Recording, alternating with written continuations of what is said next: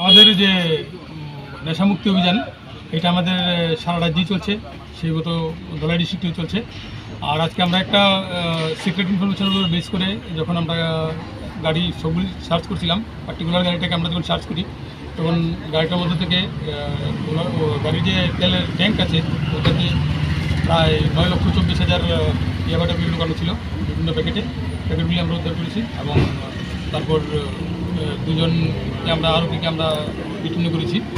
একটা case registered হবে। ওগুলো বাজার মূল্য বলতে প্রায় ধরুন 28 কোটি টাকার মতো।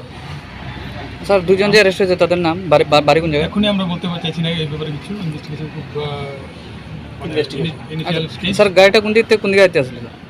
গাড়িটা ত্রিপুরাতে ঢুকছিল। Thank you. এদিকে মারো, উপরেতে মারো, ওইদিকে মারো। হ্যাঁ রেডি? এইদিকে দেখ, উপর দিকে এদিকে দেখ। হ্যাঁ।